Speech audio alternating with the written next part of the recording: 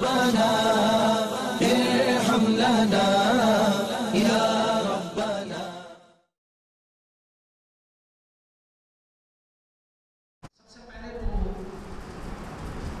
عمرے کے بارے میں پوری زندگی میں ایک عمرہ کرنا مسنون ہے. ایک عمرہ کرنا یہ سنت ہے، اور بار بار عمرہ کرنا یہ مستحب ہے. کوئی اعتراض کر سکتا ہے کہ ایک بندہ جو ایک مستحب فعل ہے، جو بار بار اسے تکرار کر رہا ہے، مستحب فعل ہے، تو وہ کیوں بار بار عمرہ کر رہے ہیں؟ یہ مستحب کام ہے، اور مستحب کام جو ہے پہلے وہ سنتیں ادا کر لے، فرائض و واجبات وہ ادا کر لے، تو مستحب کیوں ادا کرتے ہیں؟ ان کا جواب ہمارے فقہاء نے یہ دیا ہوا ہے کہ ہم عمرہ ہمارے لیے بہانہ ہے دیدار مصطفیٰ کے لیے.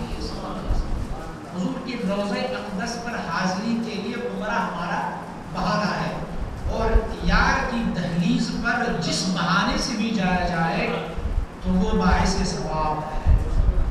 حضرت مشائخ نے یہ فرمایا، حضور سے عالم صلی اللہ علیہ وسلم نے فرمایا، من زارنی بعد وفاتی فکأنما زارنی فی حیاتی. جس نے میری وفات کے بعد میری زیارت کی وہ ایسا ہے جیسے اس نے میری حیات میں میری زیارت کی.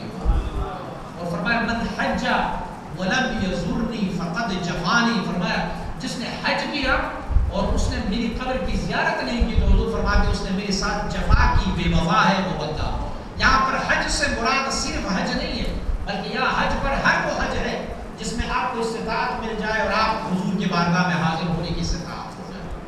تو زندگی میں ایک بار عمرہ کرنا مسنون ہے، اور دوسری بار کرنا یہ مستحب ہے. لیکن یہ وہ مستحب ہے جس مستحب کے کرتے ہوئے ہمیں فرض نصیب ہو رہا ہوتا ہے، حضور کی بارگاہ میں جانا نصیب ہو جاتا ہے کہ وَلَوْ أَنَّهُمْ إِذْ ظَلَمُوا أَنفُسَهُمْ جَاءُوكَ فَاسْتَغْفِرُوا اللَّهَ وَاسْتَغْفَرَ لَهُمُ الرَّسُولُ لَوَجَدُوا اللَّهَ تَوَّابًا رَحِيمًا. میرے محبوب اگر یہ بندے اپنے آپ پر ظلم کر بیٹھے اور پھر جاءوكَ میرے محبوب آپ کی بارگاہ میں حاضر ہو جائے تو پھر کیا کرے؟ فَاسْتَغْفِرُوا اللَّهَ، اللہ سے مغفرت مانگے، وَاسْتَغْفَرَ لَهُمُ الرَّسُولُ اور حضور بھی ان کے لیے مغفرت مانگے، حضور بھی شفیع ہو جائے. تو لَوَجَدُوا اللَّهَ تَوَّابًا رَحِيمًا، لام تاکیدیہ ہے، خامخواہ وہ اپنے رب کو پانے کے اس حال میں کہ رب نے ان کے سارے گناہوں کو معاف فرما دیا. لہٰذا وہ ایک بہانہ ہے. سوال یہ ہے کہ کیا ایک بندہ پہلی بار جب عمرے پہ جا رہا ہو تو کیا وہ عمرہ کسی اور کی طرف سے ادا کر سکتا ہے؟ جی بالکل ادا کر سکتا ہے.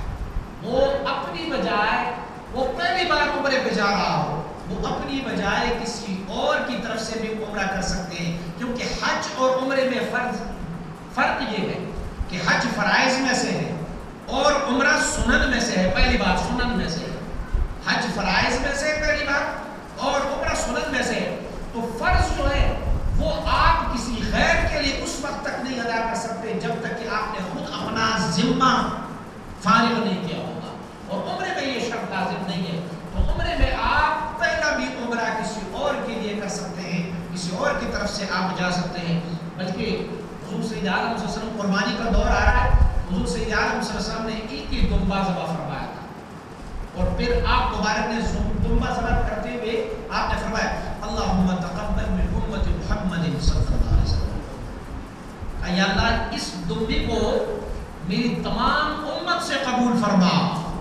حضور کی امت 1400 سال سے چلا ہوا، 1500 سال سے چلا ہوا، قیامت تک قائم ہوگی معلوم نہیں ہے. اس میں چھوٹے بڑے، مرد خواتین، بوڑھے جوان سب شامل ہے، مشرق سے لے کے مغرب تک. تو ایک فعل تھا جس میں حضور نے اپنے سارے لوگوں کو، سارے امتوں کو اللہ کے حکم سے اس میں شامل فرمایا، اور ساروں کو ان کا ثواب اور اجر پہنچ رہا ہے.